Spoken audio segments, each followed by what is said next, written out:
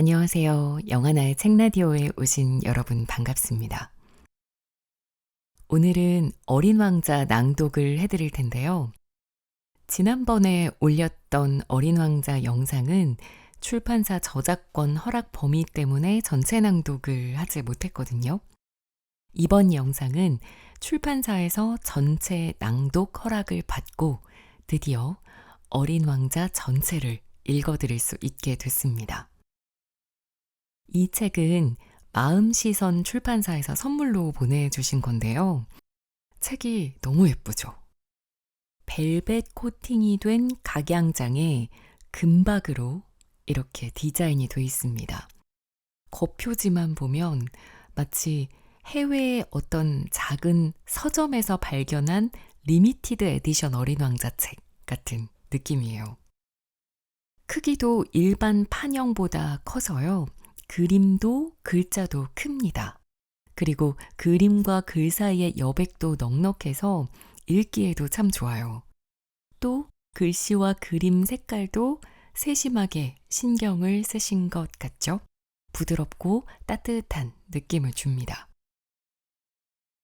어린 왕자는 많은 출판사에서 출판이 되고 있기 때문에 어린 왕자를 좋아하시는 분들은 다양한 버전으로 수집하기도 한다고 하더라고요. 그런 분들이라면 이 책을 더더욱 소장하기에 좋겠고요. 또 선물하기에도 좋은 책이 되지 않을까 싶습니다. 어린 왕자 작품에 대한 소개는 제가 지난 영상에서 해드렸기 때문에 생략하기로 하고 오늘은 바로 낭독을 들려드릴 텐데요. 아무래도 책 한 권을 전부 낭독하는 거라서 영상 시간이 꽤 길어지더라고요. 그래서 오늘 영상은 1탄으로 어린 왕자를 만나서 어린 왕자가 자신의 별을 떠나 여러 소행성을 거쳐 지구에 오기 전까지의 이야기를 들려주는 부분까지 읽어드리고요. 다음 주에 업로드될 2탄에서 이어서 나머지 부분을 읽어드리도록 하겠습니다. 그럼 지금부터 어린 왕자 함께 감상해 보시죠. 나는 6살 적에 실제로 겪은 이야기들이라는 원시림에 관해 쓴 책에서 굉장한 그림 하나를 보았다. 보아뱀이 맹수를 삼키고 있는 그림이었다. 그것을 베껴 그려봤다. 책에는 이렇게 적혀 있었다. 보아뱀은 먹이를 씹지 않고 통째로 삼킨다. 그러고 나면 6달 동안 전혀 움직이지 못하고 먹이가 소화될 때까지 잠만 잔다. 이것을 읽고 나는 밀림에서 경험할 수 있는 온갖 모험들을 한참 상상하다가 색연필을 가지고 와서 생전 처음으로 나만의 그림을 그려냈다. 나의 작품 1호, 바로 이 그림이다. 나는 이 작품을 어른들에게 보여주고 그림이 무섭지 않느냐고 물어봤다. 어른들은 대답했다. 모자가 뭐가 그리 무섭니? 나는 모자를 그린 게 아니었다. 코끼리를 소화시키고 있는 보아뱀을 그린 것이었다. 그래서 나는 어른들이 알아볼 수 있게 보아뱀의 뱃속을 그렸다. 어른들에게는 늘 설명을 해줘야 한다. 내 작품 2호는 이렇다.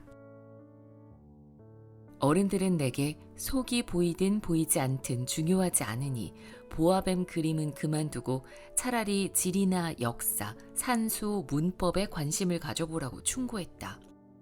이렇게 해서 나는 내 나이 6살에 화가라는 멋진 직업을 포기하고 말았다. 내 작품 1호와 2호가 성공하지 못해 마음이 상했던 것이다.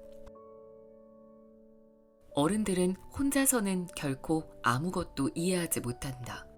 언제나 설명을 해줘야 하는데 아이들에게는 그게 참 피곤한 일이다. 결국 나는 다른 직업을 택해야 했고 비행기 조종하는 법을 배웠다. 세계 곳곳을 날아다녔다. 지리 공부를 한 것이 도움이 많이 되어 나는 중국과 애리조나를 단번에 알아볼 수 있게 되었다. 밤중에 길을 헤맬 때 이 지식은 아주 유용하다.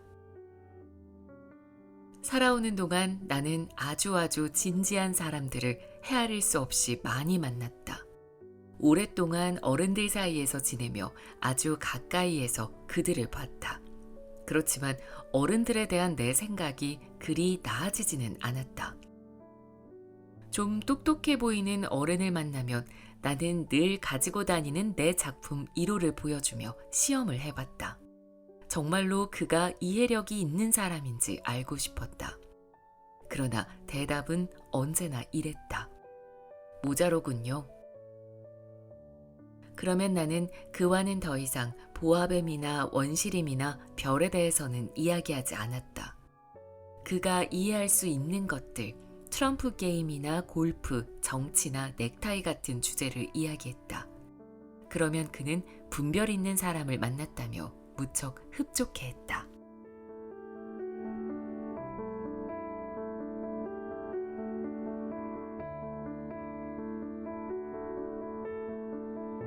이렇게 나는 진심으로 속을 터놓고 말할 사람도 없이 외롭게 살아왔다. 6해 전 사하라 사막에서 비행기가 고장을 일으키기 전까지 말이다. 비행기의 엔진에 이상이 생겼다. 정비사도 승객도 없었기에 나는 힘든 수리를 혼자서 해내려고 애썼다. 내게는 죽느냐 사느냐의 문제였다. 마실 물이 고작 일주일치밖에 없었으니까. 첫날 저녁 나는 사람들이 사는 곳에서 수천 킬로미터 떨어진 사막 한가운데서 잠이 들었다. 넓은 바다 한가운데서 난파해 뗏목을 타고 표류하는 사람보다 훨씬 더 외로운 처지였다. 그러니까 여러분은 동이틀 무렵 조그맣고 낯선 목소리에 잠에서 깨어난 내가 얼마나 놀랐을지 짐작이 갈 것이다. 그 목소리는 말했다. 부탁이에요. 양 한 마리만 그려줘. 뭐? 양 한 마리만 그려줘. 나는 벼락이라도 맞은 것처럼 자리에서 벌떡 일어났다. 두 눈을 비비고 주변을 살펴봤다. 아주 신기하게 생긴 자그마한 아이가 날 심각하게 바라보고 있었다. 여기 이 그림이 나중에 내가 그린 그 아이의 초상화 중에서 가장 잘 그린 것이다. 하지만 실제 모습에 비하면 매력이 훨씬 덜하다. 이건 내 잘못이 아니다. 나는 6살에 어른들 때문에 화가의 꿈을 포기했고 속이 보이거나 안 보이는 보아뱀 외에는 그림을 그려본 적이 없었으니까. 나는 놀라서 두 눈을 동그랗게 뜨고 난데없이 나타난 그 아이를 뚫어지게 쳐다봤다. 그때 내가 사람이 사는 지역에서 수천 킬로미터나 떨어진 곳에 있었다는 걸 생각해보라. 그런데 그 조그만 아이는 길을 잃은 것 같지도 않았고 지친 것 같지도 않았다. 배고픔이나 목마름에 시달려 보이지도 않았고 겁에 질려 보이지도 않았다. 사람이 사는 지역에서 수천 킬로미터나 떨어진 사막 한가운데서 길을 잃은 아이로는 도무지 보이지 않았다는 말이다. 나는 정신을 차리고 겨우 입을 떼어 아이에게 물었다. 그런데 너 여기서 뭐 하고 있니? 그러나 아이는 아주 중대한 일인 것처럼 다시 천천히 말할 뿐이었다. 부탁이야, 양 한 마리만 그려줘. 너무 놀라운 일에 맞닥뜨리면 감히 거역할 생각을 하지 못한다. 사람이 사는 곳에서 수천 킬로미터나 떨어져 죽음의 위험에 처한 상황에서 터무니없는 일을 한다고 생각하면서도 나는 주머니에서 종이와 만년필을 꺼냈다. 그러나 순간 내가 그동안 공부한 것이라고는 지리와 역사, 산수, 문법이라는 사실을 떠올리고는 약간 기분이 나빠져서 그림을 그릴 줄 모른다고 아이에게 말했다. 아이는 이렇게 대답했다. 괜찮아. 양 한 마리만 그리면 돼. 나는 양을 그려본 적이 없었으므로 내가 그릴 줄 아는 단 2개의 그림 중에서 하나를 그려주었다. 속이 안 보이는 보아뱀 그림 말이다. 그런데 아이의 대답을 듣고 나는 깜짝 놀라고 말았다. 아니, 보아뱀 뱃속의 코끼리 말고. 보아뱀은 너무 위험하고 코끼리는 너무 거추장스러워. 내가 사는 곳은 아주 작단 말이야. 나는 양이 필요해. 양 한 마리만 그려줘. 그래서 나는 다시 그림을 그렸다. 아니, 이 양은 이미 병이 들었잖아. 다른 걸 그려줘. 나는 다시 양을 그렸다. 내 친구는 상냥하고 너그럽게 미소 지었다. 아니, 이건 내가 말한 양이 아니야. 순양이잖아. 뿔이 난. 그래서 나는 또다시 그렸다. 그러나 내 친구는 이전 그림들처럼 이번 것도 거절했다. 이 양은 너무 늙었어. 난 오래 살 수 있는 양을 원해. 서둘러 엔진을 분해해야 했던 나는 인내심이 한계에 다다라 이번에는 되는 대로 대충 그렸다. 그러고서 툭 던져줬다. 이건 상자야. 네가 원하는 양은 그 안에 있어. 그런데 놀랍게도 내 어린 심판관의 얼굴이 환해지는 것이었다. 바로 내가 원했던 양이야. 이 양이 풀을 많이 먹을 것 같아? 그건 왜? 내가 사는 곳은 아주 작거든. 분명 괜찮을 거야. 내가 그려준 건 아주 작은 양이니까. 아이는 고개를 숙이고 그림을 들여다봤다. 그렇게 작지도 않은데 뭐. 봐봐, 양이 잠들었어. 그렇게 나는 어린 왕자를 처음 만났다.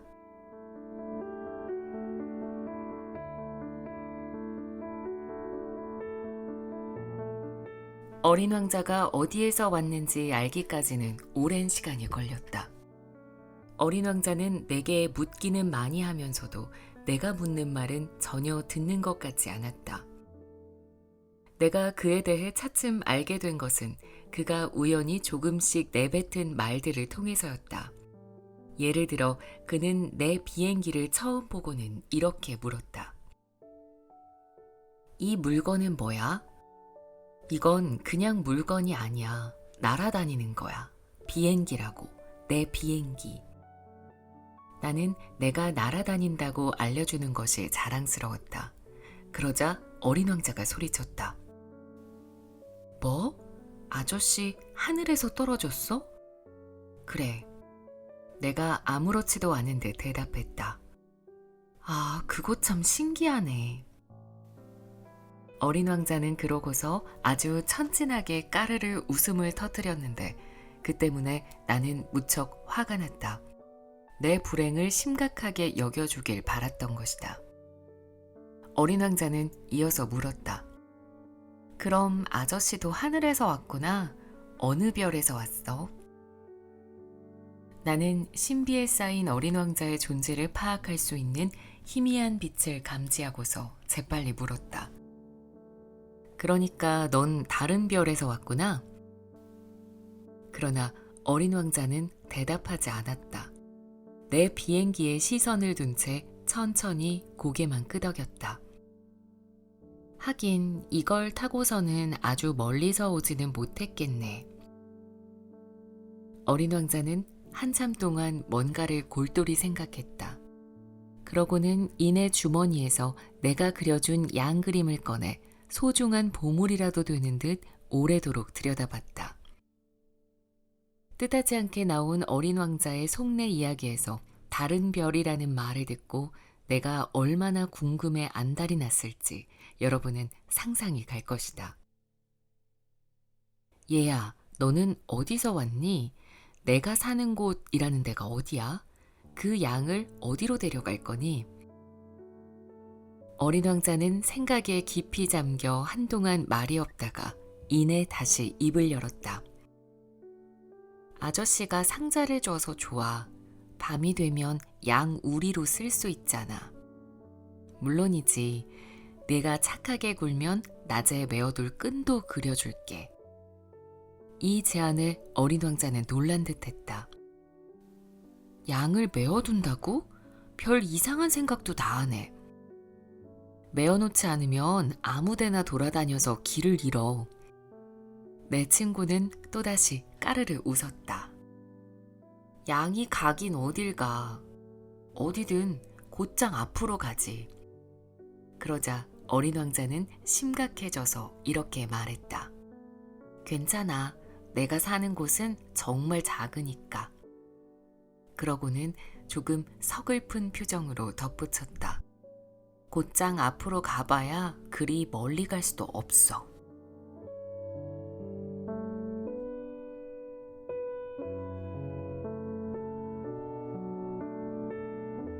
이렇게 해서 나는 매우 중요한 두 번째 사실을 알게 되었다. 어린 왕자가 살던 별은 겨우 집 한 채보다 조금 클까 말까 한 정도라는 것이다. 그러나 별로 놀라지는 않았다. 지구나 목성, 화성, 금성처럼 우리가 이름을 붙인 커다란 행성들 외에도 망원경으로 관측하기 힘들 만큼 아주 작은 별들이 수백 개는 더 있다는 사실을 나는 잘 알고 있었기 때문이다. 천문학자가 그런 별을 하나 발견하면 이름 대신 번호를 붙인다.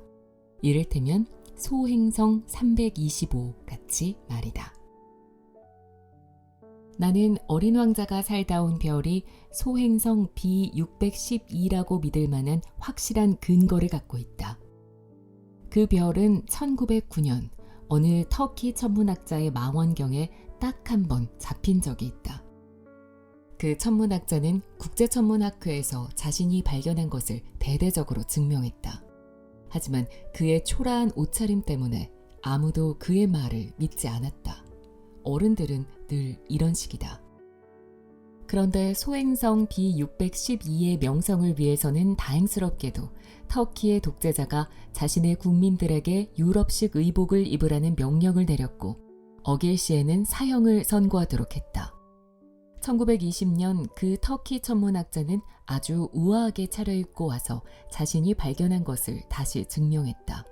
이번에는 모두가 그의 말을 믿었다. 내가 소행성 B612에 대해 이렇게 자세히 얘기하며 번호까지 알려주는 것은 다 어른들 때문이다. 어른들은 숫자를 좋아한다. 여러분이 새로 친구를 사귀었다고 말하면 어른들은 중요한 것을 묻는 법이 결코 없다. 목소리가 어떻니? 그 애가 제일 좋아하는 놀이는 뭐야? 나비를 수집하니? 하고 묻지 않는다. 대신 이런 것들을 묻는다. 몇 살이니? 형제는 몇 명이고? 몸무게는 몇이야? 아버지는 수입이 얼마나 되시니? 이런 것들을 알아야 비로소 그 애를 안다고 생각한다. 만일 어른들에게 창턱에 제라늄 화분이 있고 지붕엔 비둘기들이 앉아있는 예쁜 빨간 벽돌집을 봤어요 하고 말하면 어른들은 그 집을 떠올리지 못한다. 어른들한테는 이런 식으로 말해야 한다. 10만 프랑짜리 집을 봤어요. 그러면 어른들은 이렇게 외칠 것이다. 정말 멋지겠구나. 그래서 여러분이 어린 왕자가 있었다는 증거는 그가 정말 귀엽고 잘 웃으며 양 한 마리를 갖고 싶어 했다는 거예요. 누가 양 한 마리를 갖고 싶어 한다면 그건 그 사람이 이 세상에 존재한다는 증거예요. 라고 말하면 어른들은 어깨를 으쓱하며 여러분을 어린애 취급할 것이다. 그러나 어린 왕자가 살다 온 별은 소행성 B612예요. 하고 말하면 어른들은 알아듣고서 이런저런 질문으로 더는 여러분을 귀찮게 하지 않을 것이다. 어른들은 그렇다. 그러나 그들을 탓할 필요는 없다. 아이들은 그저 어른들을 너그럽게 대해야 한다. 물론 인생이 어떤 것인지 이해하는 우리들에게 숫자 따위는 중요하지 않다. 나는 이 이야기를 동화처럼 이렇게 시작하고 싶었다. 옛날에 어린 왕자가 자기보다 조금 클까 말까한 작은 별에 살았어요. 그에게는 친구가 필요했어요. 인생을 이해하는 사람들에게는 이 편이 훨씬 더 진실한 느낌을 주었을 것이다. 나는 사람들이 내 책을 가볍게 읽고 넘어가는 것을 원하지 않는다. 이제 어린 왕자의 추억을 이야기하려고 하니 마음이 무척 슬프다. 내 친구가 양을 데리고 떠난 지 벌써 6해나 지났다. 지금 여기에다 그의 모습을 그리는 것은 그를 잊지 않기 위해서다. 친구를 잊는다는 건 슬픈 일이다. 누구나 다 친구를 가질 수 있는 건 아니니까. 그리고 언젠가는 나 역시 숫자에만 관심 있는 어른들처럼 될 수도 있다. 이런 까닭에 나는 물감 한 상자와 연필을 샀다. 6살에 속이 보이거나 안 보이는 보아뱀을 그린 것 말고는 그림을 그려본 적이 없는 내가 이 나이에 다시 그림을 그리려고 하니 힘이 든다. 가능한 한 최선을 다해 나는 어린 왕자와 닮은 초상화를 그리려고 노력할 것이다. 하지만 잘 해낼 수 있을지는 정말 자신이 없다. 어떤 그림이 잘 그려지면 또 어떤 그림은 영 비슷하지가 않다. 키도 조금씩 틀려진다. 이 그림에서는 너무 크고 저 그림에서는 너무 작다. 옷 색깔도 망설여진다.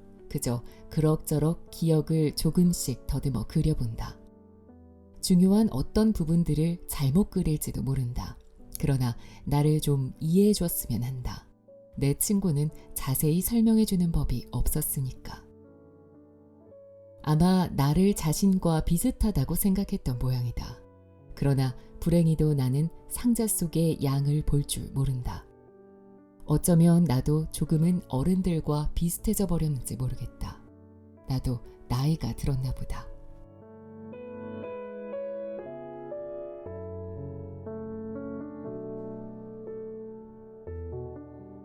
나는 날마다 어린 왕자가 살던 별이나 출발하던 상황, 그가 여행한 별들에 대해 알아갔다. 어린 왕자가 생각에 빠졌을 때 우연히 조금씩 꺼낸 말들을 통해서였다. 이런 식으로 셋째 날 바오밥 나무의 비극에 대해서도 알게 되었다. 이번에도 양 덕분이었다. 어린 왕자가 갑자기 의심이 생긴 듯 심각하게 물었던 것이다. 양이 작은 떨기나무들을 먹는다는 게 사실이야? 응, 사실이지. 아, 그거 잘 됐다. 나는 양이 작은 떨기나무를 먹는 게 왜 그렇게 중요한지 알 수 없었다. 어린 왕자가 다시 물었다. 그러면 양이 바오밥 나무도 먹어? 나는 바오밥 나무는 작은 떨기나무가 아니라 성당 건물만큼이나 커다란 나무라고 알려줬다. 그렇기 때문에 코끼리 한 무리를 데려간다 해도 바오밥 나무 한 그루를 다 먹어치우지 못할 거라고 말이다. 코끼리 한 무리라는 말에 어린 왕자는 까르르 웃었다. 코끼리들을 차곡차곡 포개 놓아야겠는걸? 영리하게 이런 지적도 했다. 바오밥 나무도 커다랗게 자라기 전에는 아주 작아. 그건 그렇지. 그런데 왜 양이 어린 바오밥 나무를 먹었으면 하는 거야? 그는 다 아는 것을 묻는다는 듯 대꾸했다. 아이 참, 당연하잖아. 나는 이 수수께끼를 스스로 풀어내기 위해 머리를 마구 쥐어짜야 했다. 아닌 게 아니라 어린 왕자의 별에는 다른 별들과 마찬가지로 좋은 풀과 함께 나쁜 풀도 자랐다. 따라서 좋은 풀에 좋은 씨와 나쁜 풀에 나쁜 씨가 있었다. 그런데 씨는 눈에 보이지 않는다. 땅속 깊은 곳에서 잠을 자니까 말이다. 그러다 깨어나고 싶은 마음이 들면 기지개를 켜고 자그마하고 예쁘장한 가지를 태양을 향해 수줍게 내뻗는다.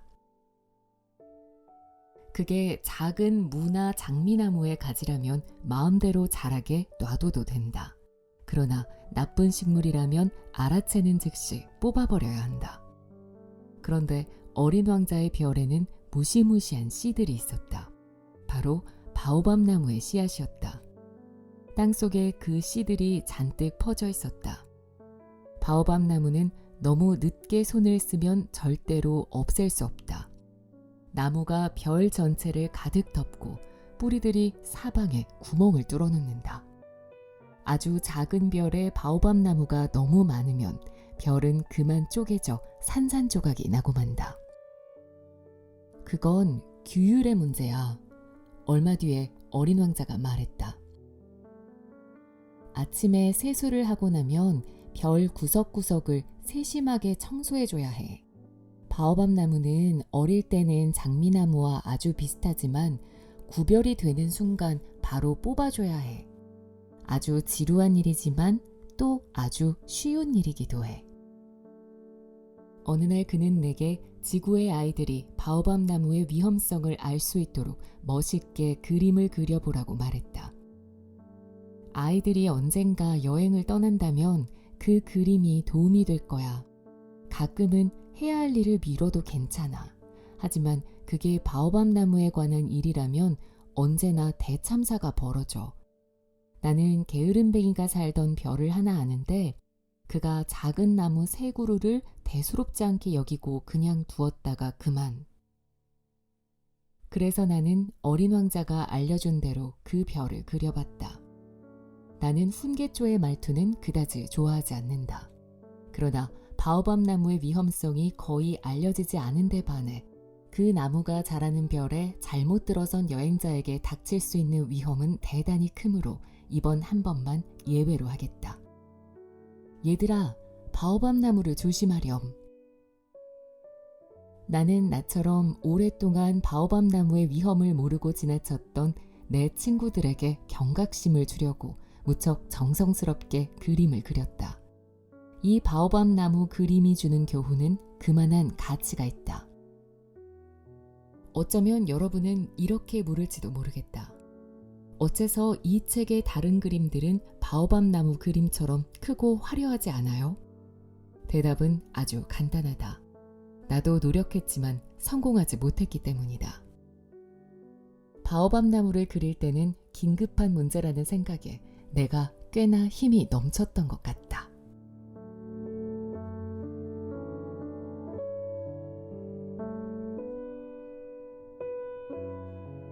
아, 어린 왕자. 이렇게 나는 너의 여리고 쓸쓸한 삶에 대해 조금씩 알게 되었단다. 내게는 해지는 감미로운 광경을 보는 것 외에 오래도록 다른 낙이 없었어. 내가 넷째 달 아침에 말했을 때 나는 그 새로운 사실을 알았어. 나는 해지는 광경이 정말 좋아. 해지는 걸 보러 가자. 아직 기다려야 돼. 뭘 기다려? 해가 지길 기다려야지.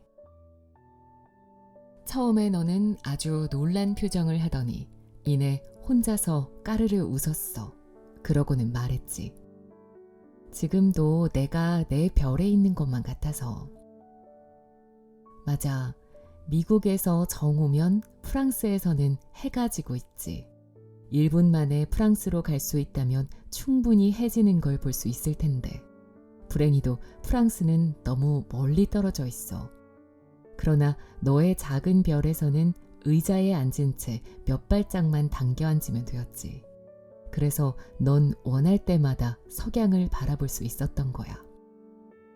하루는 해 지는 광경을 44번이나 봤어. 잠시 뒤에 너는 또 이렇게 말했어. 있잖아. 나는 몹시 슬플 때면 해 지는 광경을 보고 싶거든.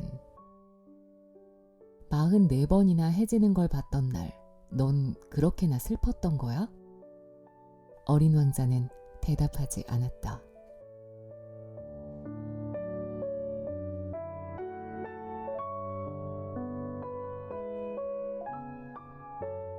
다섯째 날, 이번에도 양 덕분에 어린 왕자의 생활에 관한 또 다른 비밀을 알게 되었다.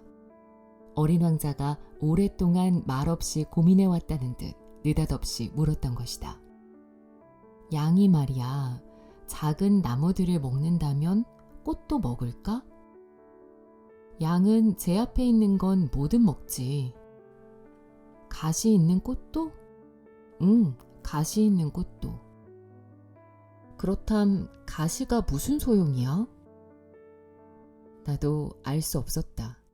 그때 나는 엔진에 꽉 조여진 볼트를 푸느라 정신이 없었다.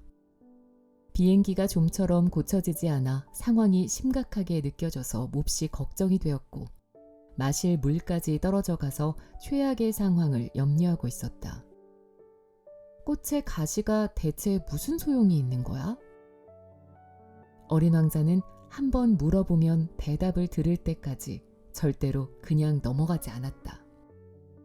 나는 볼트 때문에 신경이 곤두선 상태라 아무렇게나 대꾸해버렸다. 가시는 아무데도 쓸모없어. 순전히 꽃들이 심술 부릴 때나 쓰는 거지. 잠시 말이 없던 어린 왕자는 원망하듯 내쏘았다. 그렇지 않아. 꽃들은 연약해. 순진하고. 자기가 할 수 있는 만큼 최선을 다해 스스로를 보호하려는 거야.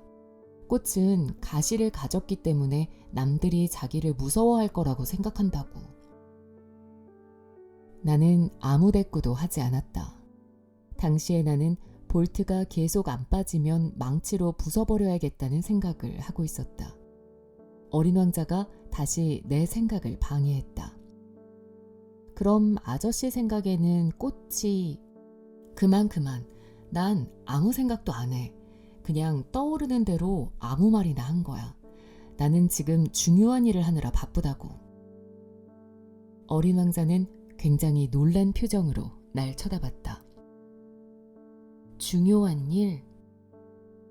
어린 왕자는 그에게는 몹시 흉하게 보일 것 같은 물건에 몸을 구부리고 있는 나를, 내 손에 망치와 시커먼 기름투성이인 내 손가락을 바라봤다.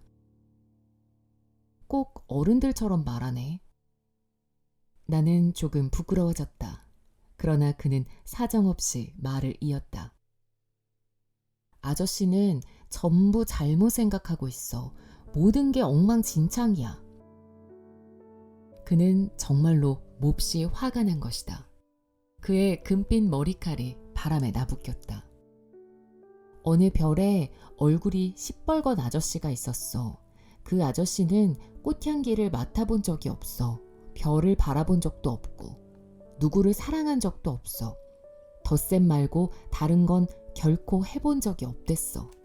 그리고 하루 종일 아저씨랑 똑같은 말만 되풀이했어. 난 중요한 일을 하는 사람이야. 난 중요한 일을 하고 있다고. 잘난 척만 계속했어. 그런데 알아? 그 아저씨는 사람이 아니야. 그냥 버섯이지. 뭐라고?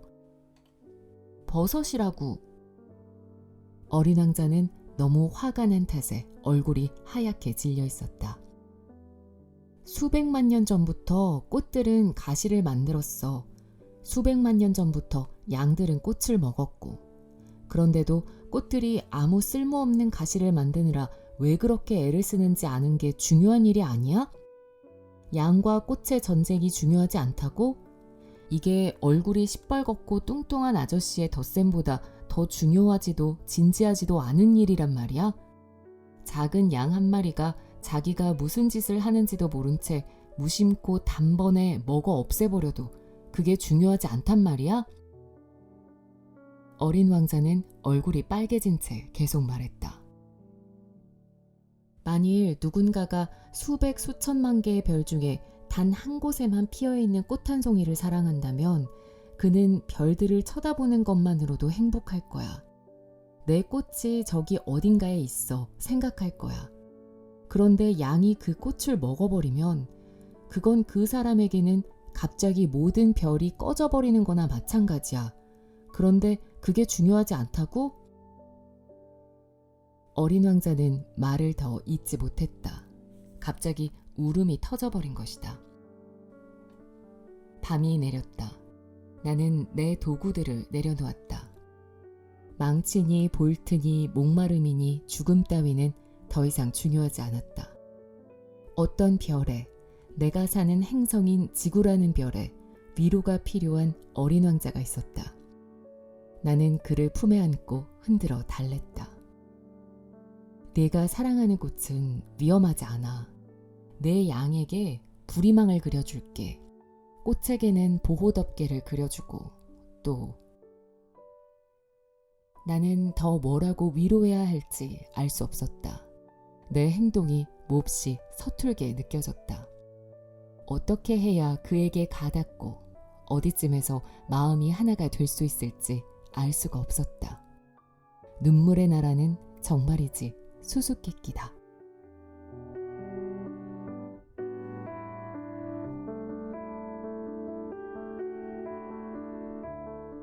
나는 곧 그 꽃에 대해 좀 더 잘 알게 되었다. 어린 왕자의 별에는 늘 꽃잎이 한 겹뿐인 소박한 꽃들이 있었다. 그 꽃들은 자리도 별로 차지하지 않고 누구를 귀찮게 하지도 않았다.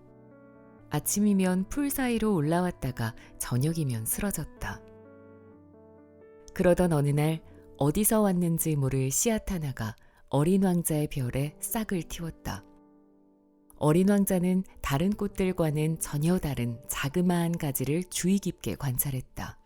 새로운 종류의 바오밥 나무일 수도 있었으니까. 그런데 작은 나무는 이내 더 자라지 않고 꽃을 피울 준비를 했다. 어린 왕자는 커다란 꽃봉오리가 자리 잡는 것을 보고는 곧 놀라운 기적이 나타날 것을 예감했다. 그러나 꽃은 안전한 초록색 방에서 단장하기를 멈추지 않았다. 꽃은 정성스레 빛깔을 골랐다. 천천히 옷을 입고 꽃잎들을 한 장 한 장 가다듬었다. 계양귀비처럼 온통 구겨진 채로는 나오기 싫었던 것이다. 최고로 아름답게 빛날 때 나오고 싶었다. 아무렴 그 꽃은 애교가 대단히 많았다. 따라서 꽃의 신비로운 단장은 며칠이고 계속됐다. 그러던 어느 날 아침, 해가 떠오르는 바로 그 시각에 꽃이 모습을 드러냈다. 그토록 빈틈없이 준비했으면서도 꽃은 하품을 하며 말했다. 아, 이제 막 깨어났어. 미안해. 아직 머리가 헝클어진 상태라서. 어린 왕자는 감탄을 억누를 수가 없었다. 너무나 아름다워. 그렇지? 게다가 나는 해님과 동시에 태어났어. 꽃이 조용히 대답했다. 어린 왕자는 꽃이 그다지 겸손하지 않다는 것을 눈치챘다. 하지만 그 꽃은 정말이지 마음을 설레게 했다. 아침 먹을 시간 같은데 내게 친절을 베풀어 줄 생각은 있는 거지? 잠시 뒤에 꽃이 말했다. 어린 왕자는 무척 당황하면서도 물뿌리개를 찾아와 꽃에 물을 뿌려줬다. 이처럼 꽃은 약간은 까탈스러운 허영심으로 어린 왕자의 마음을 괴롭혔다. 어느 날은 제 몸에 있는 가시 4개를 보여주면서 어린 왕자에게 이렇게 말했다. 호랑이가 발톱을 세우고 덤벼들면 어떡하지? 내 별에 호랑이는 없어. 그리고 호랑이는 풀을 먹지 않아. 어린 왕자가 대꾸했다. 나는 그냥 풀이 아니야. 꽃이 가만히 대답했다. 미안해. 호랑이 따위는 전혀 겁나지 않아. 하지만 바람이라면 질색이야. 혹시 바람막이 같은 거 없어? 바람이 질색이라니 식물로서 안 된 일이네. 이 꽃은 꽤 까다롭구나. 어린 왕자는 생각했다. 저녁이면 유리 덮개를 씌워줘. 이곳은 몹시 추워. 환경이 제대로 안 갖춰져 있어. 내가 살던 곳은... 꽃은 말을 멈췄다. 씨앗으로 왔기 때문에 다른 곳에 대해서는 알 턱이 없었기 때문이다. 꽃은 그처럼 순진한 거짓말을 하려다 들킨 것이 창피했던지 2-3번 기침을 했다. 어린 왕자에게 잘못을 돌리려고 말이다. 그러고는 다시 물었다. 바람막이는? 가지러 가려고 했는데 네가 계속 말을 걸었잖아. 아무튼 꽃은 어린 왕자에게 죄책감을 주려고 억지로 기침을 했다. 그래서 어린 왕자는 진심으로 꽃을 사랑했음에도 이내 꽃을 의심하게 되었다. 그는 꽃이 내뱉는 별로 중요하지 않는 말도 심각하게 받아들였다. 그러자 몹시 불행해졌다. 꽃의 말을 귀담아 듣지 말았어야 했어.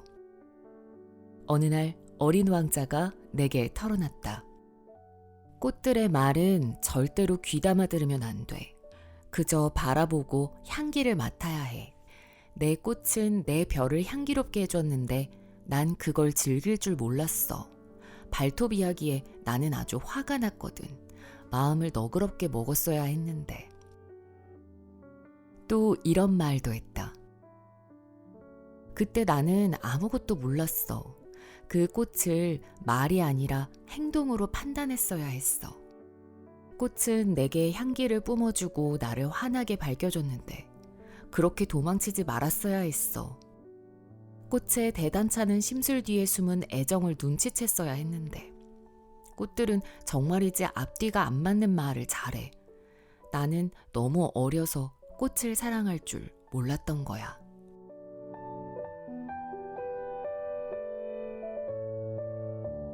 내 생각에 어린 왕자는 이동하는 철새들을 이용해 별을 빠져나왔던 것 같다. 출발하는 날 아침, 어린 왕자는 자기 별을 말끔히 정돈했다. 활화산들을 세심하게 청소해줬다. 그의 별에는 활동 중인 화산이 2개 있어서 아침마다 음식을 데워 먹기에 아주 편리했다. 불이 꺼진 휴화산도 하나 있었다. 그러나 그가 말했듯이 어떻게 될지 아무도 몰랐다. 그래서 휴화산도 활화산과 마찬가지로 청소해 놓았다. 청소를 잘 해놓으면 화산은 천천히 규칙적으로 타오르고 폭발하지 않는다. 화산 폭발은 굴뚝에서 불이 나는 원리와 같다. 물론 지구에 사는 우리들은 지구의 화산들을 청소해 주기에는 너무 작다. 그 때문에 지구의 화산들이 곤란한 문제들을 많이 일으키는 것이다. 어린 왕자는 조금 서글픈 마음으로 올라온 지 얼마 안 된 바오밥 나무의 뿌리를 뽑아냈다. 다시 돌아오지 못하리라는 생각이 들었던 것이다. 그날 아침은 익숙한 그 모든 일에 유난히 마음이 쓰였다. 어린 왕자가 마지막으로 꽃에 물을 주고 둥근 유리 덮개를 씌워주려고 하는데 울음이 터져나올 것 같았다. 잘 있어. 어린 왕자가 꽃에게 말했다. 그러나 꽃은 대답하지 않았다. 잘 있어. 어린 왕자가 다시 말했다. 꽃은 기침을 했다. 감기에 걸려서 그런 것은 아니었다. 내가 어리석었어. 마침내 꽃이 입을 열었다. 용서해줘. 부디 행복하길 바랄게. 어린 왕자는 꽃이 자기를 탓하지 않아서 깜짝 놀랐다. 어리둥절해진 어린 왕자는 유리 덮개를 손에 든 채 그대로 멈춰서 버렸다. 꽃의 상냥하고 조용한 태도가 너무나 낯설었다.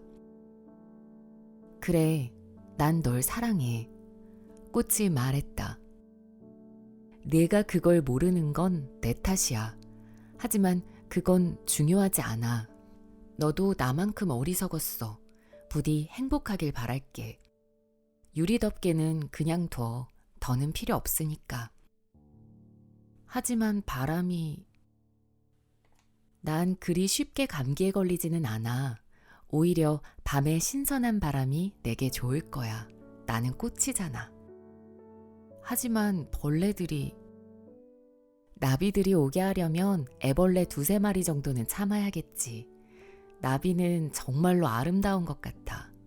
그리고 나비들 아니면 누가 날 찾아오겠어? 너는 멀리 갈 텐데. 커다란 짐승들은 하나도 안 무서워. 나는 발톱이 있으니까.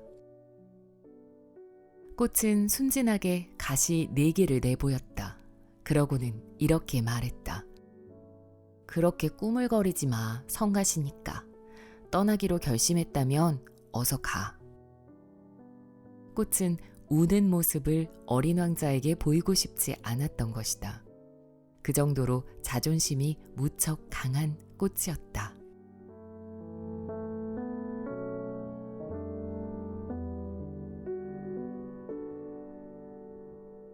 어린 왕자의 별은 소행성 325호와 326호, 327호, 328호, 329호, 330호가 위치한 지역에 있었다. 그래서 어린 왕자는 일거리를 구하고 또 뭔가를 배울 수도 있을까 싶어서 그 별들을 방문했다. 첫 번째로 방문한 별에는 왕이 살고 있었다. 왕은 자주색 옷감과 흰 담비 가죽으로 만든 옷을 입고서 단순하지만 위험 있어 보이는 옥좌에 앉아 있었다. 아, 신하 하나가 왔도다. 왕이 어린 왕자를 보자 소리쳤다. 어린 왕자는 생각했다. 나를 한 번도 본 적이 없는데 어떻게 나를 알아보지? 왕들에게 세상은 매우 단순하다는 것을 어린 왕자는 알지 못했다. 그들에게 다른 사람들은 모두 신하인 것이다. 내가 잘 볼 수 있게 가까이 오라. 왕은 누군가의 왕이 된다는 사실에 흡족해하면서 말했다. 어린 왕자는 앉을 곳을 찾아 둘러봤지만 그 별은 왕의 화려한 흰 담비 망토로 온통 뒤덮여 앉을 틈이 없었다. 그래서 어린 왕자는 그대로 서 있었는데 피곤했던 탓인지 하품이 나왔다. 왕 앞에서 하품을 하는 것은 예의에 어긋난다. 하품을 그만오라. 왕이 말했다. 참을 수가 없어요. 긴 여행을 하느라 잠을 못 잤거든요. 어린 왕자가 몹시 당황하며 말했다. 그렇다면 내게 명하노니 하품을 하도록 하라. 짐은 벌써 몇 해째 하품하는 사람을 보지 못했다. 하품하는 것도 짐에게는 구경거리가 된다. 자, 명령하노니 또 하품을 하라. 왕이 말했다. 갑자기 그렇게 말하니 주눅이 들어서 못하겠어요. 어린 왕자가 얼굴을 붉히며 말했다. 에헴. 그렇다면 짐이 명하노니 때로는 하품을 하고 또 때로는. 왕은 말끝을 불분명하게 웅얼거렸는데 조금 화가 난 것 같았다. 왕은 자신의 권위가 존중받기를 원했고 불복종을 용납하지 않았다. 그는 절대군주였던 것이다. 그러나 또한 아주 착한 사람이기도 했으므로 합리적인 명령을 내렸다. 왕은 평소에 이렇게 말하곤 했다. 짐이 만일 어떤 장군에게 바닷새로 변하라고 명했는데 장군이 복종하지 않는다면 그건 장군의 잘못이 아니다. 짐의 잘못이니라. 앉아도 될까요? 어린 왕자가 머뭇거리며 물었다. 짐이 명하노니 앉으라. 왕이 흰 담비 가죽 망토의 한 자락을 위엄있게 걷어올리며 말했다. 어린 왕자는 놀라지 않을 수 없었다. 그 별은 매우 작았다. 도대체 여기서 왕은 무엇을 다스리는 걸까? 폐하, 죄송하지만 한 가지 질문을 해도 될까요? 짐이 명하노니 질문하라. 왕이 빠르게 대답했다. 폐하는 무엇을 다스리세요? 모든 것. 왕이 아주 간단하게 대답했다. 모든 것이라고요? 왕은 슬며시 손을 들어 자기 별과 다른 별들과 또 떠돌아다니는 작은 별들을 가리켰다. 저 별들 다요? 어린 왕자가 물었다. 저 별들 다. 왕이 대답했다. 그는 절대 군주일 뿐만 아니라 우주를 다스리는 군주였던 것이다. 별들이 폐하께 복종하나요? 당연히 즉시 복종하지. 짐은 불복종을 용납하지 않는다. 어린 왕자는 왕의 능력이 그토록 대단한 것에 감탄했다. 자신에게 그런 능력이 있다면 의자를 당길 필요도 없이 해지는 광경을 하루에 44번뿐 아니라 72번, 아니 100번, 아니 200번이라도 볼 수 있을 텐데. 갑자기 버려두고 온 자신의 작은 별이 생각나서 조금 슬퍼진 어린 왕자는 용기를 내어 왕에게 친절을 베풀어 달라고 부탁했다. 해지는 광경을 보고 싶어요. 제가 행복할 수 있게. 해가 지도록 명령을 내려주세요. 짐이 만일 어떤 장군에게 나비처럼 이 꽃에서 저 꽃으로 날아가라고 하거나 비극을 한 편 쓰라고 하거나 바닷새로 변하라고 명령했는데 장군이 그 명령을 수행하지 못했다면 짐과 그 장군 중 누구의 잘못이겠느냐? 폐하의 잘못이지요. 어린 왕자가 분명하게 대답했다. 그렇지. 누구에게든 그가 실행할 수 있는 명령을 내려야 한다. 권위란 우선적으로 이성에 근거해야 하는 법이다. 백성들에게 바다에 뛰어들라고 명령하면 반란이 일어난다. 이치에 맞는 명령을 내려야 복종을 요구할 권한도 있는 것이다. 그런데 제가 부탁한 해지는 광경은요? 한 번 물어보면 대답을 들을 때까지 절대로 그냥 넘어가는 법이 없는 어린 왕자가 다시 물었다. 짐이 명할 테니 해지는 광경을 보게 해두리라. 그러나 짐의 통치 방식에 따라 조건들이 갖춰지기를 기다려야 한다. 그게 언제 갖춰지나요? 어린 왕자가 물었다. 에헴. 왕은 대답하기 전에 두툼한 책력을 살펴보았다.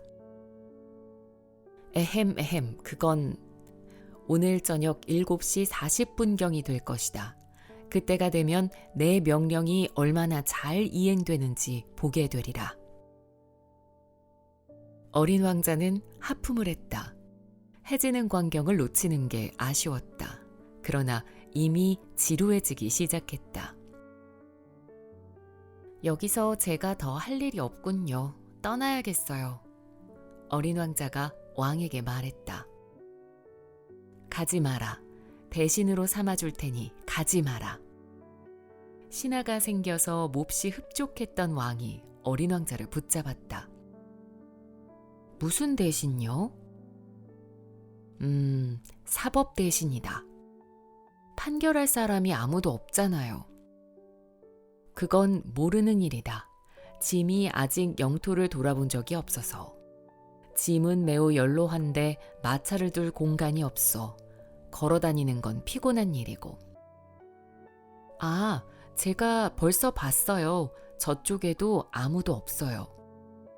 어린 왕자가 몸을 구부려 별의 다른 쪽을 한 번 더 보고 나서 말했다. 그럼 그대 자신을 심판하라. 그게 제일 어려운 일이다. 남을 심판하기보다 자기 자신을 심판하는 게 훨씬 어려운 일이야. 그대 자신을 제대로 심판한다면 그건 그대가 참으로 지혜로운 사람인 까닭이다. 왕이 말했다. 제 자신을 심판하는 일이야 어디서든 할 수 있어요. 꼭 이곳에 있을 이유는 없어요. 에헴, 짐의 생각에 분명 이 별 어딘가에 늙은 쥐 한 마리가 있다. 밤이면 소리가 난다. 그 늙은 쥐를 심판하라. 때때로 사형을 선고해도 좋다. 그 쥐의 목숨은 그대의 판결에 달려있다. 그러나 매번 특별 사면을 내려 쥐의 목숨을 아끼도록 하라. 이 별에 단 한 마리뿐인 쥐이니. 저는 사형 선고를 내리고 싶지 않아요. 이제 정말 가야겠어요. 안 된다. 왕이 말했다. 어린 왕자는 떠날 채비를 다 마쳤지만 나이든 왕을 슬프게 하고 싶지는 않았다. 폐하의 명령이 지켜지기를 바라신다면 제가 실행할 수 있는 명령을 내려주세요. 예를 들어 1분 내로 떠나라고 명령하시면 좋겠습니다. 제가 볼 때 조건들은 충족된 것 같은데요. 왕이 아무 말도 하지 않자 어린 왕자는 잠시 망설였지만 이내 한숨을 쉬고 출발했다. 그대를 짐의 대사로 임명하노라. 왕이 다급하게 소리쳤다. 위험에 가득 찬 표정이었다. 어른들은 정말 이상해. 어린 왕자는 길을 떠나며 생각했다.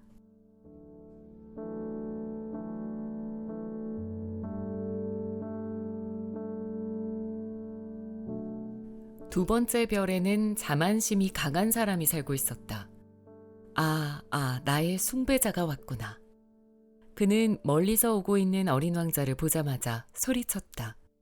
자만심 강한 사람들에게는 다른 사람들이 다 자신의 숭배자로 보이는 것이다. 안녕하세요. 이상한 모자를 쓰고 있네요. 어린 왕자가 말했다. 인사할 때 쓰는 모자란다.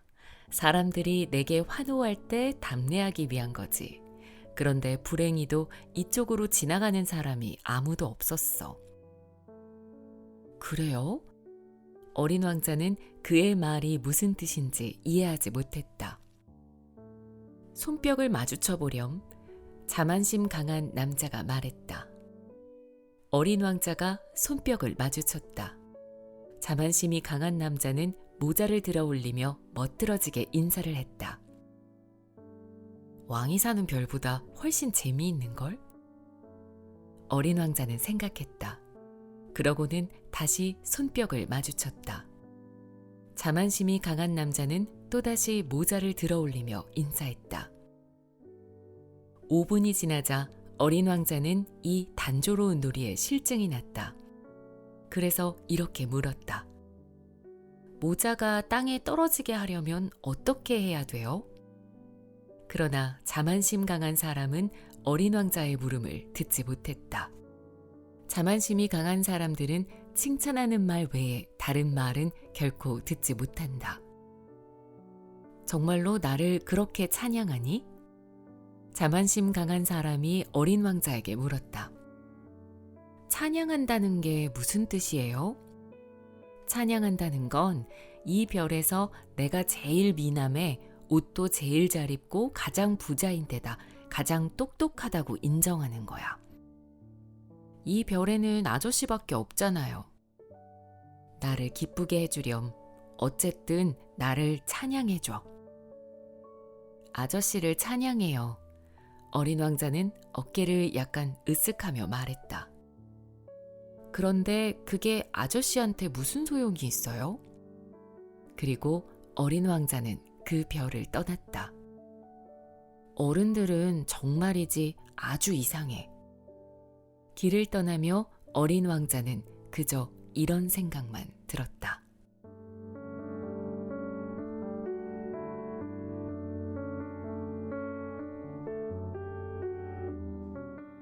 다음 별에는 술꾼이 살고 있었다.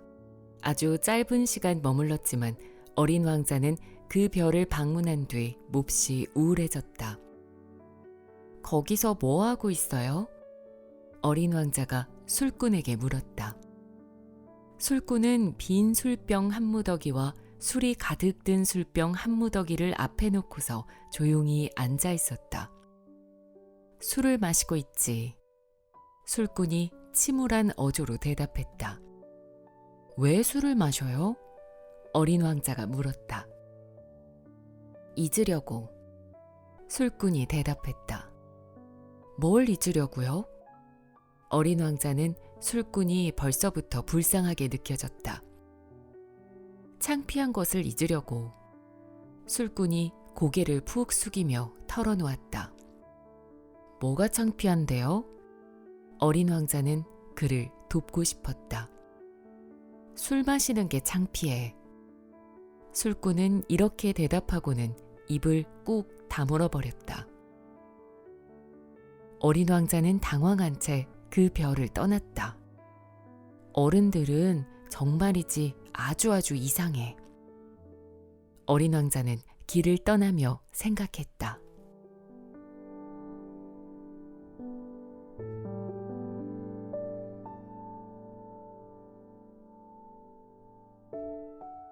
네 번째로 방문한 별은 사업가의 별이었다. 사업가는 너무 바빠서 어린 왕자가 왔는데도 고개조차 들지 않았다. 안녕하세요. 아저씨 담뱃불이 꺼졌어요. 어린 왕자가 말했다. 셋에 둘을 더하면 다섯, 다섯에 일곱은 열둘, 열둘에 셋은 열다섯. 안녕. 열다섯에 일곱은 스물둘, 스물둘에 여섯은 스물여덟. 다시 불을 붙일 시간이 없단다. 스물여섯에 다섯은 서른하나. 휴, 다 해서 5억 162만 2731이구나. 뭐가 5억이에요? 응? 너 아직도 있었니? 5억 100. 잊어버렸네. 일이 너무 많아. 나는 중요한 일을 하는 사람이라 시시한 얘기나 하며 노닥거리지 않는단다. 둘에 다섯을 더하니 일곱. 뭐가 5억이에요?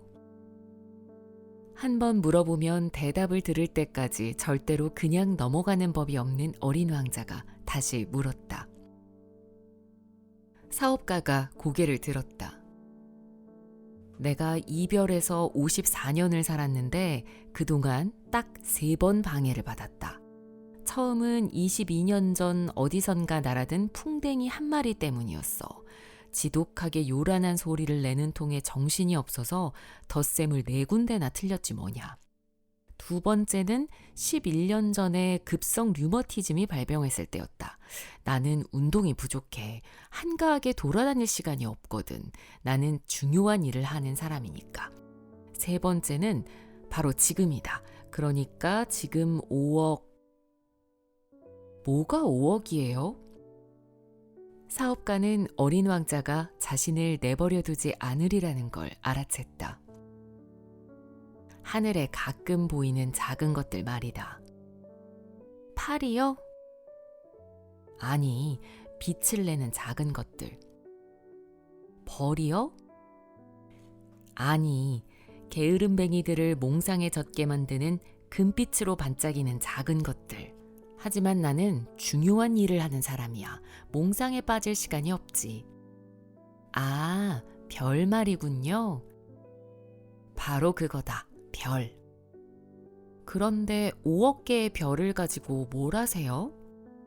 정확히 5억 162만 2731개란다. 나는 중요한 일을 하는 사람이고 정확한 사람이지. 그 별들을 갖고 뭘 해요? 무엇을 하냐고? 네. 아무것도 안 해. 그냥 그것들을 소유하는 거지. 별들을 소유한다고요? 그래. 하지만 전에 제가 만난 왕은 소유하지 않아. 다스리지. 그건 아주 다른 거란다. 그러면 별들을 소유하는 게 아저씨한테 무슨 소용이 있는데요? 부자가 되는데 소용이 있지. 부자가 되는 건 무슨 소용이 있는데요? 다른 별들을 살 수 있게 해주지. 별들이 더 발견될 때마다 말이야. 이 아저씨는 아까 만난 가엾은 술꾼 아저씨랑 비슷하게 말하네. 어린 왕자는 생각했다. 그래도 어린 왕자는 몇 가지 질문을 더 했다. 어떻게 하면 별을 소유할 수 있어요? 그 별들이 누구의 것인데? 사업가는 짜증을 내며 되물었다. 몰라요. 누구의 것도 아니겠죠. 그렇다면 그건 내 거야. 내가 그걸 제일 먼저 생각해낸 사람이니까. 생각만 하면 그걸로 되는 거예요? 물론이지. 내가 임자 없는 다이아몬드를 발견하면 그건 내 거야. 임자 없는 섬을 발견하면 그것도 내 거지. 아무도 하지 않은 생각을 하면 그것에 특허를 내. 그러면 그건 내 거야. 내게도 마찬가지야. 별들을 소유한다는 생각을 내가 제일 먼저 했으니까 별들은 내 거야. 네, 그렇네요. 그럼 그 별들을 가지고 뭘 하는데요? 별들을 관리해. 별들을 세고 또 세지. 그건 어려운 일이야. 그러나 난 선천적으로 중요한 일에 관심이 많거든. 어린 왕자는 여전히 만족스럽지 않았다. 만일 내가 실크 스카프를 하나 소유했다면 그걸 목에 두르고 다닐 수 있어요.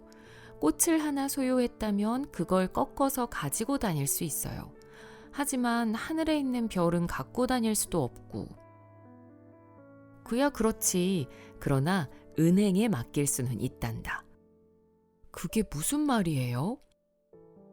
조그만 종이에다 내 별들의 번호를 적는 거야. 그 다음에 그 종이를 서랍에 넣고 열쇠로 잠그는 거지. 그게 다예요? 그러면 충분하지. 사업가가 말했다.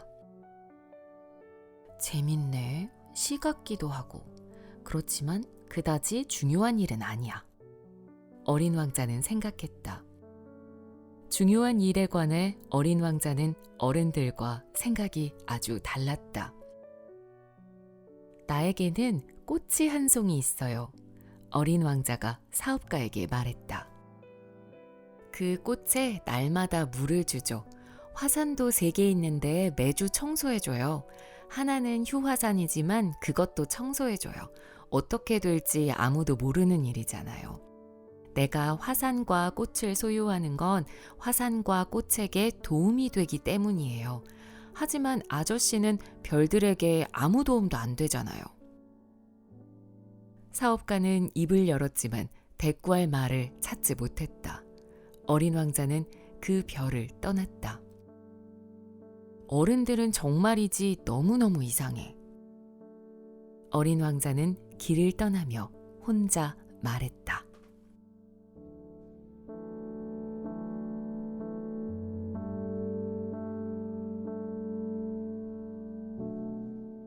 다섯 번째 별은 무척이나 신기했다. 어린 왕자가 지금까지 방문한 별 중 제일 작았다. 가로등 하나와 그것을 관리하는 가로등지기 한 사람만으로 별이 가득 찰 정도였다. 어린 왕자는 사람도 집 한 채도 없는 이런 별의 하늘에 가로등과 가로등지기가 무슨 소용이 있는지 알 수가 없었다. 그럼에도 이렇게 생각했다. 이 아저씨 역시 분명히 엉뚱할 거야. 그래도 왕이나 자만심 강한 아저씨, 사업가나 술꾼 아저씨만큼 엉뚱하지는 않을 거야. 적어도 이 아저씨가 하는 일은 의미가 있으니까. 가로등지기 아저씨가 가로등에 불을 밝히면 별 하나 또는 꽃 한 송이를 태어나게 하는 것과 같잖아. 그리고 아저씨가 가로등 불을 끄면 별 또는 꽃이 잠들겠지. 이건 아름다운 일이야. 아름다우니까 정말 유익한 거야. 어린 왕자는 별에 도착하자 가로등지기에게 공손한 태도로 인사했다. 안녕하세요. 조금 전에 왜 가로등을 껐어요? 명령이야. 안녕? 가로등지기가 대답했다. 명령이 뭐예요? 명령은 가로등을 끄라는 거야. 잘 자. 그러고서 그는 가로등을 다시 켰다. 그런데 왜 또 가로등을 켰어요? 명령이야. 가로등지기가 대답했다. 이해가 안 가요. 하고 어린 왕자가 말했다. 이해하지 않아도 돼. 명령은 그냥 명령이니까. 안녕. 그리고 또 가로등을 껐다. 그러고는 빨간 바둑판 무늬가 그려진 손수건으로 이마를 훔쳤다. 일이 무지하게 힘들어. 옛날에는 꽤 괜찮았는데. 아침에 가로등을 켰다가 저녁이면 다시 불을 껐거든. 그리고 나머지 낮 시간 동안은 휴식을 취하고 밤에 잠을 잤어. 그런데 그 후에 명령이 바뀌었어요? 명령은 바뀌지 않았지. 바로 그게 비극이란다. 해가 갈수록 별은 점점 더 빨리 도는데 명령이 안 바뀌어서 문제야. 가로등지기가 말했다. 어째서요? 어린 왕자가 물었다. 그게 말이다. 이제 별이 1분에 한 바퀴를 돌아. 그러면 내가 쉴 틈이 단 1초도 없어지는 거야. 1분마다 가로등을 켰다가 다시 꺼야 하니까. 그거 아주 재밌네요. 아저씨네 별에서는 하루가 1분밖에 안 된다고요? 재밌을 거 하나 없어. 우리가 얘기하는 사이에 벌써 한 달이 흘러갔어. 한 달요? 그래, 한 달. 30분이 지났으니까 30일이 지난 거야. 잘 자. 가로등지기는 다시 가로등을 켰다. 어린 왕자는 명령에 따라 충실히 일하는 가로등지기를 보고 있자니 그가 아주 좋아졌다. 예전에 자신이 해지는 광경을 보려고 의자를 조금씩 당겨 앉곤 하던 일이 떠올랐다. 어린 왕자는 가로등지기를 돕고 싶었다. 있잖아요. 나는 아저씨가 쉬고 싶을 때마다 쉴 수 있는 방법을 알아요. 나야 늘 쉬고 싶지. 가로등지기가 말했다. 사람은 성실하면서 동시에 게으름을 피우고 싶을 수도 있는 것이다. 어린 왕자가 설명했다. 아저씨네 별은 3걸음이면 다 둘러볼 수 있을 만큼 아주 작잖아요. 그러니까 언제든 계속 햇빛 아래 있고 싶으면 천천히 걷기만 하면 돼요. 쉬고 싶으면 그냥 걷는 거죠. 그러면 원하는 만큼 낮이 계속될 거예요. 그건 별로 도움이 안 되는구나. 내가 가장 원하는 건 잠을 자는 거야. 그렇다면 어쩔 수 없네요. 어린 왕자가 말했다. 어쩔 수 없네. 안녕. 가로등지기가 말했다. 그러고서 다시 가로등을 껐다. 어린 왕자는 멀리 떠나면서 생각했다. 이 가로등지기 아저씨는 왕이나 자만심 강한 아저씨, 술꾼이나 사업가 같은 사람들한테 무시당하지 않겠지. 그래도 내가 볼 때는 가로등지기 아저씨만이 유일하게 우스꽝스럽지 않아. 오로지 이 아저씨만 자신이 아닌 다른 것을 생각하고 있잖아. 어린 왕자는 아쉽다는 듯 한숨을 쉬었다. 이 아저씨만이 내가 친구로 삼고 싶은 유일한 사람이었는데, 하지만 아저씨네 별은 진짜 너무 작다. 2사람이 같이 있을 자리도 없잖아. 어린 왕자는 고백하지 않았지만 사실 그 별을 떠나기가 유독 아쉬웠던 이유가 있었다. 그건 그 별이 해지는 광경을 날마다 1440번이나 볼 수 있는 축복받은 별이라는 점이었다.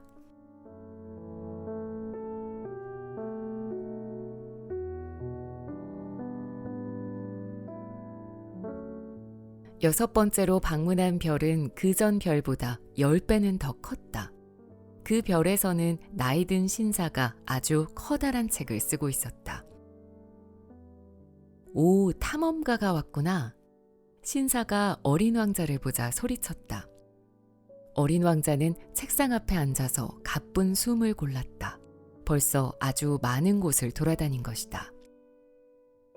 어디서 오는 길인가? 노신사가 물었다. 그 커다란 책은 뭐예요? 뭘 하고 계시는 거예요? 나는 지리학자란다. 노신사가 말했다. 지리학자가 뭐예요? 어린 왕자가 물었다. 지리학자란 바다와 강, 마을과 산, 사막 따위가 다 어디에 있는지 아는 학자란다. 그거 정말 재미있겠어요. 어린 왕자가 말했다. 드디어 진짜 직업다운 직업을 가진 사람을 만났네요. 어린 왕자는 지리학자가 사는 별을 둘러봤다. 지금까지 다녀본 별들 중에서 제일 크고 멋있어 보였다. 이 별은 참 아름다워요. 바다도 있나요? 그건 모르겠다. 지리학자가 말했다. 아, 어린 왕자는 실망스러웠다. 산은 있나요? 그것도 모르겠다. 그러면 마을과 강과 사막은요? 그것도 모르지. 지리학자라면서요. 그렇지. 그러나 탐험가는 아니란다. 나는 이 별을 탐험한 적이 없어. 마을과 강, 산과 바다, 대양과 사막을 세며 다니는 건 지리학자의 일이 아니니까. 지리학자는 굉장히 중요한 일을 해야 해서 돌아다닐 시간이 없단다. 책상 앞을 떠나지 않지. 대신 탐험가들의 얘기를 듣는단다. 질문을 하고 그들이 여행에서 본 것들을 기록해. 그리고 탐험가들의 이야기 중에서 흥미로운 게 있으면 그 탐험가의 됨됨이를 조사한단다. 그건 왜요? 탐험가가 거짓말을 하면 지리학자의 책에 큰 문제가 생기거든. 술을 너무 많이 먹는 탐험가도 마찬가지고. 그건 또 왜요? 어린 왕자가 물었다. 술에 취한 사람은 뭐든 2개로 보거든. 그의 말을 그대로 다 믿어버리면 지리학자는 산이 하나밖에 없는데 2개가 있다고 기록하게 될 거야. 그런 사람을 한 명 알아요. 그 사람은 좋은 탐험가는 될 수 없겠네요. 어린 왕자가 말했다. 그럴 수 있지. 탐험가의 됨됨이가 좋다고 판명되면 그가 발견한 것을 조사한단다. 직접 가서 보나요? 아니, 그러면 너무 복잡해져. 그냥 탐험가에게 증거를 제시하라고 요구하면 돼. 가령 큰 산을 발견했다고 하면 그곳에 있는 큰 돌을 가져와 보라고 한단다. 지리학자가 갑자기 흥분한 듯 말했다. 그러고 보니 너도 멀리서 왔겠구나. 너도 탐험가겠어. 어디 내가 사는 별에 대해 얘기해 보렴. 그러고는 커다란 기록부를 펼치고 연필을 깎았다. 탐험가들의 긴 이야기는 먼저 연필로 기록된다. 그 다음에 그들이 증거를 제시하고 나면 잉크로 기록된다. 응? 지리학자가 기대에 차서 재촉했다. 내가 사는 곳은 그리 흥미롭지 않아요. 아주 작은 별이에요. 화산이 셋 있는데 둘은 활화산이고 나머지 하나는 휴화산이에요. 그렇지만 휴화산도 어떻게 될지 아무도 모르는 일이에요. 어떻게 될지 알 수 없지. 지리학자가 말했다. 그리고 꽃 한 송이도 있어요. 꽃은 기록하지 않는단다. 지리학자가 말했다. 왜요? 꽃이야말로 내 별에서 가장 아름다운데요. 덧없는 것들은 기록하지 않아. 덧없다는 게 무슨 말이에요? 지리책은 책 가운데서도 가장 중요한 것들을 기록하는 책이야. 절대로 시대에 뒤처지지 않지. 산은 위치가 바뀌는 일이 거의 없단다. 큰 바다에 물이 마르는 법도 거의 없지. 우리 지리학자들은 영원한 것들만 기록해. 하지만 휴화산은 살아날 수도 있어요.